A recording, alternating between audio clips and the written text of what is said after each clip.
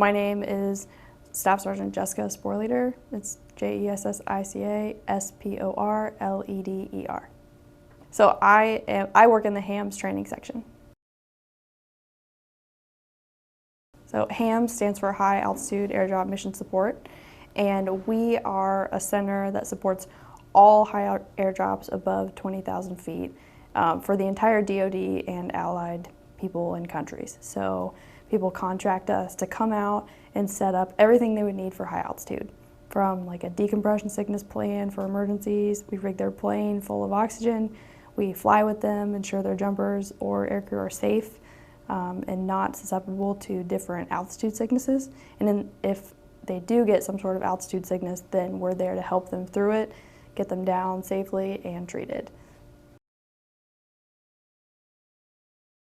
So our mission, we're the only ones that do this in the whole DoD, right? So we're not only working for the Air Force, we're working for all branches. But for the Air Force in general, they do a lot of high altitude stuff for joint operations. And to ensure that stuff pops off, whether it's like a high altitude jump where people can use it as an insertion tactic, like in the real world stuff, or if it's like an airdrop for MDA or NASA, we can be there to support that. And it's a huge range of stuff, not just jumps, airdrops and cargo and all of that. It's to teach these people how to fly super high safely. Today, that's a certain part of our job. Like I mentioned, we work with jumpers a lot, and to train our own people here, we have 2 formal courses a year that we do, and then we do local flights every month. And in those local flights, we have role players. And who is a better role player for a physiological emergency than a physiology tech? No one. So we need our own jumpers to be able to act as role players in high altitude scenarios to train our own. Because the first time a phys tech goes on the road to treat an actual emergency should not be the first time. It has to be done here. So we've developed our own organic jump program to ensure that happens. Today, we were prepping people for their next step. So you saw 4 people packing, 4 people putting on the parachute, doing their post-opening procedures, their cutaway procedures, their emergency procedures.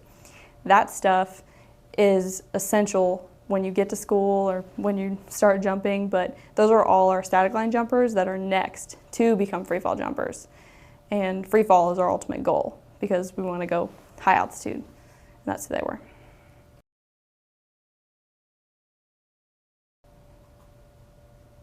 Okay, I got it. So training for us is important because we are on the road all the time.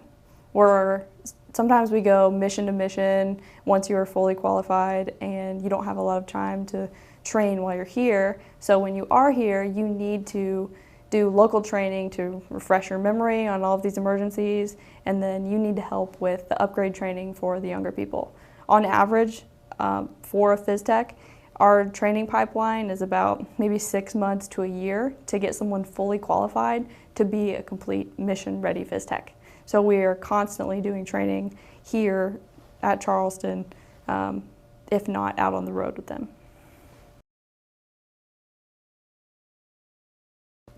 So yesterday we had a training scenario where I gave them a schedule that had all of these different aircraft on it, and then the different times, the different altitudes, the amount of people or jumpers that they wanted to put out at a certain altitude.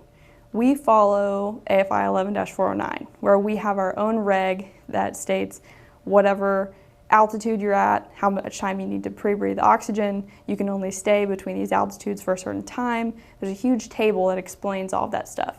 And you can only do certain flights so many times in a day or a week. And sometimes that stuff can get confusing because we are so like joint operation oriented, and you could have 4 planes out there that could be an Army plane, a civilian plane, and then a C-130 or C-17. But all of those regs could be different. So you need to make sure that everyone is following the reg that they're supposed to follow safely. And to figure that out can be kind of complicated because of us and who's on the plane, how many crews there are, and we did a scenario where they had to figure that out. And I think it was successful. I like my job because, one, I get to train other people. I'm in the training section now, and I think that's where I belong because I really like to teach and help people learn something that I needed help with when I was in training. Another part of my job, obviously, it's really cool, is that we get to jump out of planes. Jumping is so fun, and I really look to progress in my jumping like throughout HAAMS and the rest of my life. And then the third thing I think that I get out of this is the traveling. I have been all over the US now to everywhere. And then we also go overseas sometimes, and I'll probably get to do that too. So this is the main job in our entire career field, that you get to travel and do operational things. And you can see how important physiology is to the Air Force.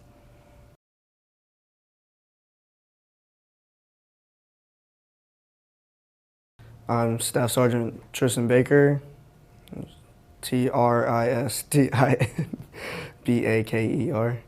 HAAMS, Operations, Scheduling, and Admin.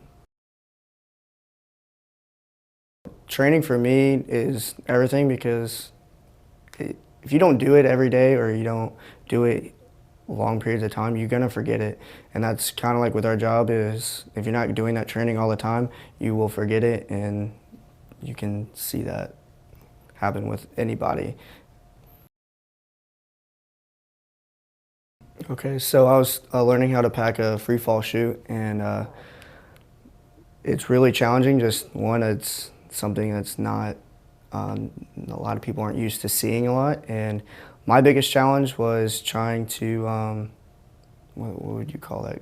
Like making a cocoon out of the chute and then getting it into the bag, where you'll end up putting it into the container of the whole parachute itself. The people you work with. I think that's like the most rewarding thing, is seeing those different types of missions that you get to be a part of and support that not a lot of people get to see at all.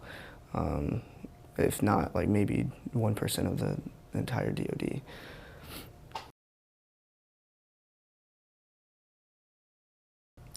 Basically, we go up, and anything above 20,000 feet in the air, anytime that ramp doors open and the aircraft, we are there to monitor the air crew, the jumpers, monitoring their oxygen, making sure they're okay, and any type of physiological incident goes down, we're there for that emergency and to get them helped out. I understood it because you do see those kind of schedules throughout the different trips that we go on. So I've kind of seen it before, so it wasn't super stressful, but you can definitely see the people who haven't seen those kind of missions, that they were kind of, their minds were in a jamble. They didn't know kind of what to do.